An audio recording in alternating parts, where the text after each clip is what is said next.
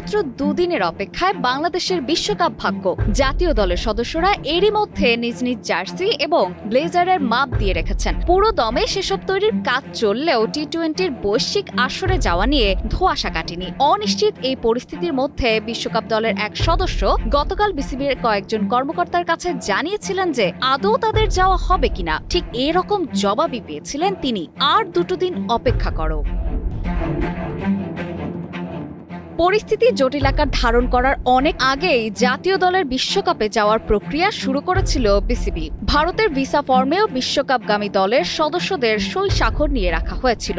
পরে যাওয়া নিয়ে অনিশ্চয়তায় অবশ্য সেসব ফর্ম জমা দেওয়ার প্রয়োজন পড়েনি। চাওয়া হয়নি সরকারি আদেশ, তবে অন্যান্য প্রক্রিয়া ঠিকই এগিয়ে রাখা হচ্ছে। আরও দুদিনের অপেক্ষার পর কি হবে সেটাও বলার মতো অবস্থায় নেই কেউ। বিপিএল ম্যাচ চলাকালীন মিরপুর শেরেবাংলা ক্রিকেট স্টেডিয়ামের প্রেসিডেন্ট বক্সে উপস্থিত বিসিবির দায়িত্বশীল এক পরিচালকও নিজেদের বিশ্বকাপ ভাগ্য নিয়ে কথা বাড়াতে আগ্রহী হলেন না। টানা তৃতীয়বার অর্জন করেছে দেশের সেরা সুপার ব্র্যান্ড স্বীকৃতি বসুন্ধরা টিস্যু। হাবভাব দেখে মনে হলো তিনিও অপেক্ষার প্রহর গুনে চলেছেন। শনিবার ঢাকায় আইসিসির ইন্টিগ্রেটেড ইউনিটের জেনারেল ম্যানেজার এন্ড্রু এভগ্রেভের সঙ্গে বিসিবির কর্মকর্তাদের বৈঠক ফলপ্রসূ না হওয়ায়ও বাংলাদেশের অংশগ্রহণ নিয়ে অনিশ্চয়তা বেড়েছে। ওই বৈঠকে ভার্চুয়ালি যোগ দিয়েছিলেন বিশ্ব ক্রিকেটের নিয়ন্ত্রক সংস্থার ইভেন্টস অ্যান্ড কর্পোরেট কমিউনিকেশনসের জেনারেল ম্যানেজার গৌরব সাক্সেনাও। এভগ্রেভ সাক্সেনারা দীর্ঘ আলাপের নতুন কোনো পরিকল্পনা উপস্থাপন করেননি বলেও নিশ্চিত করেছে বৈঠকে উপস্থিত একটি সূত্র।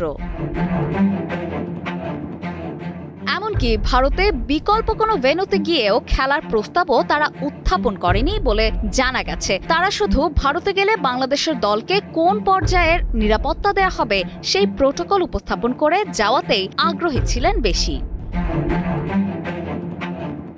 বিসিবির প্রতিনিধিরাও নিজেদের আগের অবস্থানকেই অটল রেখেছেন। গ্রুপ ম্যাচগুলো ভারত থেকে সরিয়ে শ্রীলঙ্কায় নিয়ে যাওয়া এবং প্রয়োজনে তাদের অন্য গ্রুপে সরিয়ে নেয়ার দাবিও জানিয়েছেন। অপর্ণা বর্ষা, কালের কণ্ঠ।